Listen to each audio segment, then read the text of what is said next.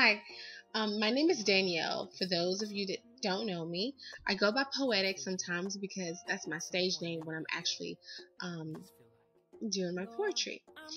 I am doing this video because I want to talk about how to trust God in your singleness.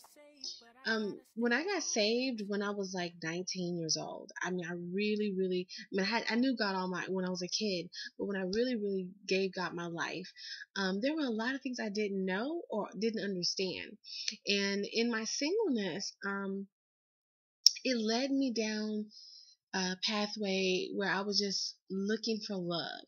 I was trying to find love, even though I was saved. I kept feeling like something was not complete. I was not complete. I felt like, God, I know you are going to bless me with a husband, and so every guy that came into my life or that was attracted to me, I feel like, oh, this could be the one.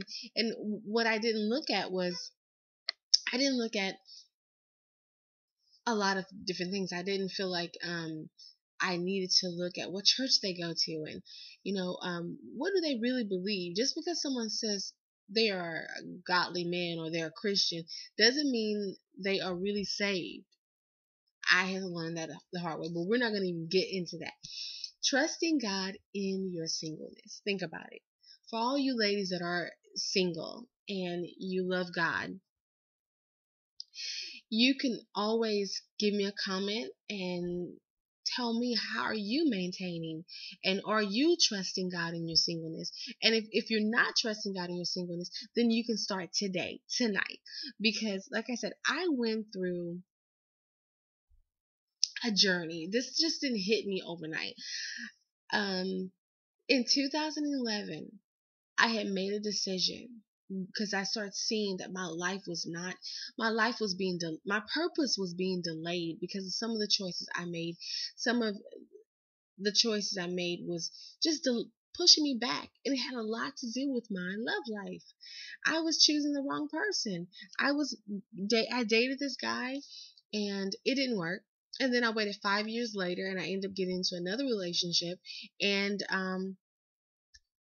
stayed in that relationship. Now, trust me, this relationship that I had just got out of, and I waited like 5 years to even date. When I say 5 years, I mean, I don't even want to say 5 years, 6 years before even dating anybody, celibacy, everything. I like this guy. He was a good guy. I mean, he had all the qualities of being a good husband, and that was why I said, you know what, he's pursuing me, so then this will be a good this will be a good person in the future that could be a good husband. Not really understanding the things of God myself, not educating myself, not really falling on my knees and just giving my whole heart to God. At all those years, I still thought I knew what I was talking about. I still felt like, you know, I can date this guy without really just praying. All I gotta say is, oh God, thank you for sending this person in my life. Bless us. I thought that was it. And that wasn't it. God was wanting my whole heart. He was wanting me to trust him in the love area. And I really wasn't doing that. I thought I was, but I wasn't.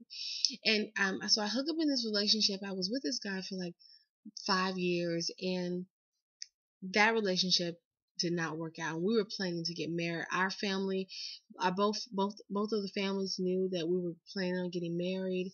And I'm telling you,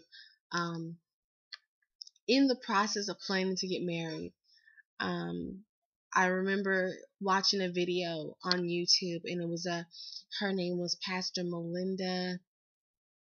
I can't pronounce her last name, but she was preaching about before you get married, you need to make sure that God says yes about this person. And she was talking about her testimony, how she had fasted and prayed on that, and actually asked God, to make sure that she, that she won't connect with someone that was not meant for her. And it wasn't just about being a Christian. It was deeper than that. She wanted someone that was it was about purpose. it was about purpose. And I remember tears were running down my face, and I was like, that's what I need to do. So I prayed that night, and I said, Lord, I don't want to make this decision on my own. I said, Lord, I need you to come into my life and make sure, is this the person for me? And I'm pretty sure since that prayer, everything changed. I mean, that the guy I was with, he pretty much felt like he didn't want to, he felt like we both felt like it was not going to happen. We were just not meshing. The relationship was not going good at all. Our foundation was being shaken. So he ended up going his way, and I ended up going my way. And I thank God for that. I mean, there's no hard feelings at all. I just thank God for stepping in and redirecting my life. And not only did he redirect my life, I renewed my life to him. I mean, it was all like I prayed for a fresh anointing. I prayed for um, a new vision, you know, and that's what he did. He gave me a new vision, and he also pushed me towards the purpose. Now, I'm a full-time student in college.